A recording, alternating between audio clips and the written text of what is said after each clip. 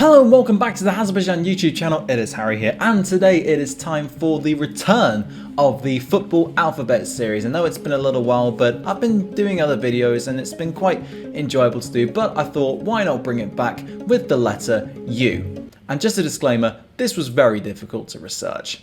In fact, it was so difficult in terms of the players that I've actually had to combine the two in today's video. I hope that this will be the last time, although I do have the letter Q coming up, so I doubt it will be. But I've decided to do 4 clubs whose names begin with U, and then 1 player whose name begins with U, because realistically, there really aren't that many players whose surnames begin with U who are top quality, or at least profilable, if that's even a word, which I don't think it is. Regardless, we push on anyway, and like I say with every single video of this ilk, if you've missed any of the episodes thus far, a link to the playlist where we've covered letters V to Z is in the description, and whilst you're there, hit the like button and the subscribe button and ring that notification bell so you get notified whenever I upload a video straight away. And without any further ado, here is my Hall of Fame of clubs and a player whose names and surname begin with the letter U. Club number 1, Udinese. A club who I always thought were one of Italy's powerhouses, when in reality their trophy cabinet is actually extremely barren, Udinese are still the best team with the letter of U at the beginning of their name. Founded in 1896 to be added to the Udinese Society for Gymnastics and Fencing, they were renamed, or refounded, as AC Udinese in 1911, and they reached the Coppa Italia final in 1922, when they lost to Vado. Unbelievably, that is the only time they have ever reached the Coppa Italia final to date, and they ended up being relegated anyway the next season. When Series A and B were created in 1929, Udinese dropped down to the 3rd tier, despite finishing in 3rd the season prior in what would later become Serie B, failing to return to the top flight until 1950. Their best finish in the league came in 1955 when they finished 2nd behind AC Milan, but allegations came to light that they had fixed the game back in 1953 against Pro Patria, so they were relegated again. Barring a 4th place finish in Serie A in 1957, they would drastically decline in fortunes, falling to Serie C again in 1964 and remaining there for 15 years. Even though they won the Mitropa Cup in 1980, they would be embroiled in 2 more betting scandals, the first coming in 1986 with the subsequent points deduction seeing them relegated yet again, and then in 1990 after their owner Gianpaolo Pozzo, who would later go on to own Watford, postponed the Lazio chairman in a call which was determined to be an instance of match fixing.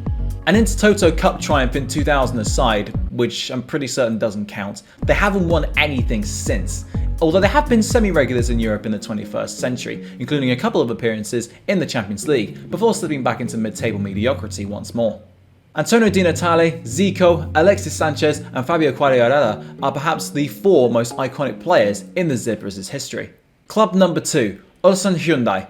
As you may have guessed by the name, the club are owned by Hyundai, although when they were formed in 1983, they were originally called Hyundai Horang-e when they entered the K-League in 1984 and were based in Incheon. They would be runners-up in the league in 1988, but then the franchise was moved to Ulsan in 1990, which, for the purposes of this video, is undoubtedly a blessing. By the end of the 20th century, they won 3 Korean Cups, as well as the Holy Grail of the league in 1996. Since 2000, they finished runners-up in the league 5 more times, and they won it in 2005, although they are yet to win it again. They would, however, complete the domestic sweep by winning the Korean FA Cup in 2006, before 2 more League Cup titles followed in 2007 and 2011, and then they went on to win the AFC Champions League in 2012, after they beat Saudi Arabia's Al Ahly 3-0 in the final. However, as of the time of this recording, they are top of the league on goal difference with just a couple of games left to go, so who knows, maybe they might win it again. The young club, clearly, have already made a splash in Korean football, although they aren't the only club powered by Hyundai in the league, as Jeonbuk Hyundai Motors also compete in the K-League, and they just so happen to be the team with whom Ulsan are level with at the top of the K-League right now. Club number 3, Universidad de Chile.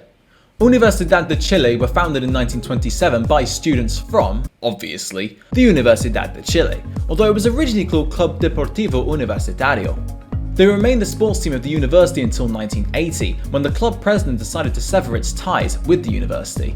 But this had an adverse effect, as it meant that the money coming into the club subsequently dried up, whereas with many other clubs, they would receive governmental money and support. They were relegated in 1988, and the university actually threatened to dissolve the team if they weren't promoted the next season, but mercifully for all involved, they did so, and they've remained in the top flight ever since. Yet more problems arose in 2006 when the club was changed to become a private company and they had to declare bankruptcy, allowing the club to be sold to private investors by the name of Azul Azul, and the uni regained an influence in Universidad too, and they could use the uni's name and colours for monetary return, as well as the power of the university to elect 2 of the club's directors. You may think, therefore, with this convoluted backstory, that they aren't very successful, but the truth is actually quite the opposite, as they've won 18 league titles to date, with the most recent coming in 2017, 5 Copa Chiles, and the Copa Sudamericana, the secondary club competition for South American sides, in 2011, and right now they're 5th in the league. Club number 4, Aurora Red Diamonds. We return to Asia for our final club entrance in this video with Aurora Red Diamonds, and much like Osan Hyundai in many respects, they are also owned by a car company, in their case Mitsubishi. In fact, the club was founded in Kobe under the name Shin Mitsubishi Heavy Industries in 1950, moving to Tokyo in 1958 and removing the Shin from their name in 1964. One of the 8 teams to found the non-professional JSL, their most successful era came between 1969 and 1982, as they won 4 top-flight titles, 4 Emperor's Cups, and 2 JSL Cups, including becoming the first side to do the domestic treble in 1978. With the advent of the professional J-League, which they were also founding members of, the club decided to change its name to Aurora Red Diamonds, although they still remain under the aegis of Mitsubishi. Their fortunes took a turn for the worse after this change in the system, and they were relegated in 1999, although they bounced back straight away and have never suffered that ignominious feeling of relegation ever since. Indeed, they've only improved, as they've won the title in 2006, and between 2012 and 2019, they never finished below 7th, albeit they didn't win the league in that time. They do hold a special distinction amongst Japanese sides though, as they are the only team from the land of the rising sun to win 2 ACL titles, with the first coming in 2007 and the second in 2017, as well as finishing runners-up last year.